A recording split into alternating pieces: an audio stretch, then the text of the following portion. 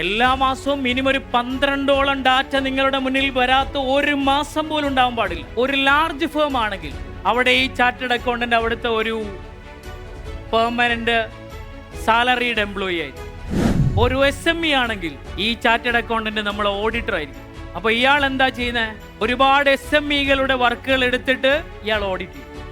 ഇയാൾ ഫേസ് ചെയ്യുന്ന പ്രശ്നം, ഒരുപാട് കമ്പനിക്ക് രജിസ്ട്രേഷൻ എടുക്കണം, ഒരുപാട് ഡോക്യുമെന്റേഷൻ വർക്ക് ചെയ്യണം. ഇന്ത്യയിലാണെങ്കിൽ ഇൻകം ടാക്സിന്റെ റിട്ടേൺസും അതിന്റെ ആനുവൽ റിട്ടേൺസും ഒക്കെ ഫയൽ ചെയ്യണം. GSTയുടെ ആനുവൽ റിട്ടേൺസ് ഫയൽ ചെയ്യണം. കമ്പനി രജിസ്ട്രാളിൽ അവിടെയും ആനുവൽ റിട്ടേൺസും ഓഡിറ്റ് റിപ്പോർട്ട് എല്ലാം സബ്മിറ്റ് ചെയ്യണം. നിങ്ങളൊരു 100 കമ്പനി ഉണ്ടെന്ന് വിചാരിച്ചോ. ഈ 100 കമ്പനിയുടെയും എല്ലാവരുടെയും ഡ്യൂ ഡേറ്റ് സെയിം ആണെന്നേ.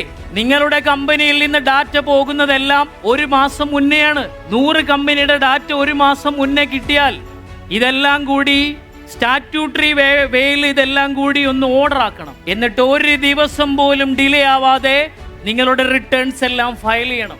ഈ പറയുന്ന ഇയാൾക്ക് നിങ്ങൾക്ക് വേണ്ട കൺസൾട്ടിങ് തരാൻ എവിടെയാ സമയം? ഇതാണ് റിയാലിറ്റി. നിങ്ങളിലേക്ക് ഇൻവെസ്റ്റ് ചെയ്യണം, എങ്കിലേ നിങ്ങൾക്ക് സ്പീഡിനെ ബൈ ചെയ്യാൻ പറ്റൂ. ട്രെയിനിങ്ങും കോച്ചിങ്ങും നിങ്ങൾക്ക് തരുന്നത് സ്പീഡിനെ ബൈ ചെയ്യാൻ പറ്റുന്നതാണ്.